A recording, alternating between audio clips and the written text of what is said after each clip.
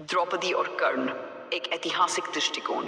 भारत के महाकाव्य महाभारत में कई ऐसी घटनाएं हैं जो इतिहास के पन्नों में गहरी छाप छोड़ती हैं। इन्हीं में से एक है द्रौपदी और कर्ण के विवाह का प्रसंग।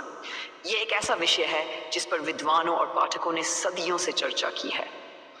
आखिर क्यों द्रौपदी ने कर्ण को अपने लिए उपयुक्त वर नहीं समझा? क्या ये सामाजिक नियमों की बाध्यता थी या उनके अपने व्यक्तिगत विचार? आइए इस ऐतिहासिक कथा को विस्तार से समझते हैं। पृष्ठभूमि: पांचाल राजकुमारी द्रौपदी। द्रौपदी, जिन्हें पंचाली भी कहा जाता था, पांचाल नरेश द्रुपद की पुत्री थी। उनके जन्म की कथा भी अद्भुत थी।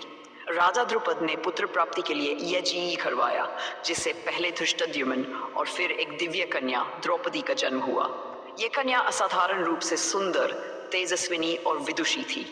जब द्रौपदी बड़ी हुई तो उनके विवाह के लिए एक स्वयंवर का आयोजन किया गया। इस स्वयंवर में उस समय के महान राजकुमार, योद्धा और राजा उपस्थित हुए। उनमें से एक प्रमुख योद्धा अंगराज कर्ण भी थे। स्वयंवर और कर्ण की उपस्थिति।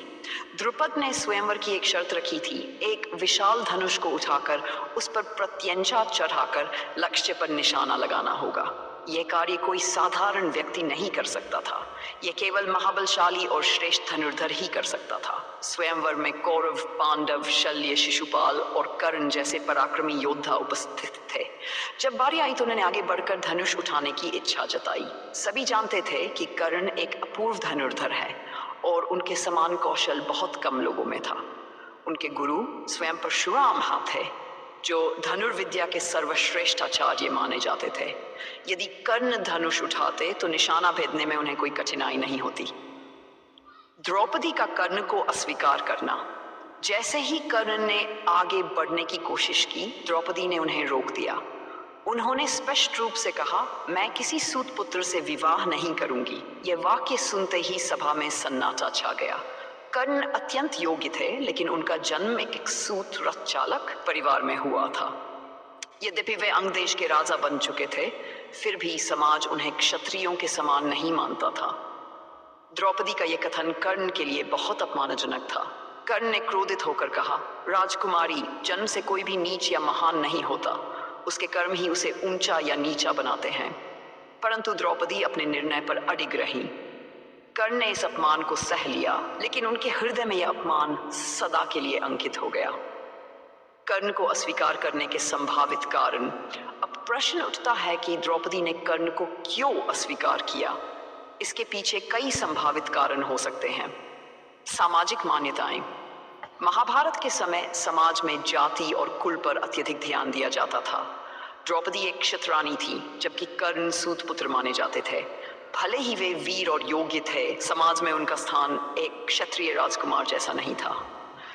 तो राजधर्म और राजनीति। द्रौपदी का विवाह केवल एक व्यक्तिगत निर्णय नहीं था, बल्कि ये पांचाल और दूसरे राज्यों के बीच राजनीतिक संबंधों को भी प्रभावित करता।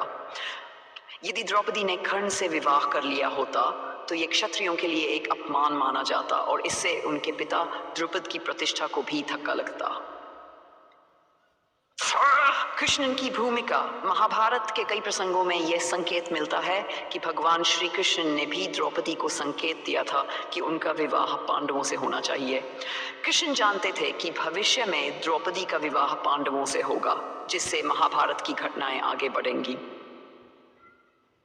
द्रौपदी का स्वयं का निर्णय। कुछ विद्वानों का मत है कि द्रौपदी ने पहले से ही यह तय कर लिया था कि वे किसी अन्य व्यक्ति के बजाय अर्जुन को ही अपना पति चुनेंगी। चूंकि अर्जुन महान धनुर्धर थे और पांडवों में श्रेष्ठ माने जाते थे, द्रौपदी संभवतः उन्हीं को पसंद करती थी। कर्ण और दुर्योधन की मित्रता। कर्ण दुर्योधन के घनिष्ठ मित्र थे। दुर्योधन पांडवों के सबसे बड़े शत्रु थे। यदि द्रौपदी कर्ण से विवाह कर लेती तो ये पांडवों के हित में नहीं होता।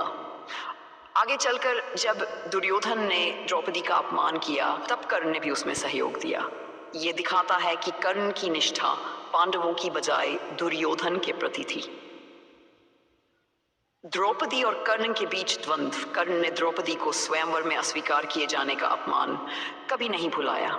जब कौरव सभा में युधिष्ठिर अपना सब कुछ हार गए और द्रौपदी को दांव पर लगाया गया, तब दुर्योधन और कर्ण ने द्रौपदी का अपमान किया। कर्ण ने कहा, एक स्त्री जिसका 5 पति है वह दासी बनने योग्य है। ये वही कर्ण थे जिन्हें स्वयंवर में अस्वीकार कर दिया गया था। ऐसा प्रतीत होता है कि कर्ण के मन में द्रौपदी के प्रति अपमान और प्रतिशोध की भावना थी, जो उस सभा में सामने आई।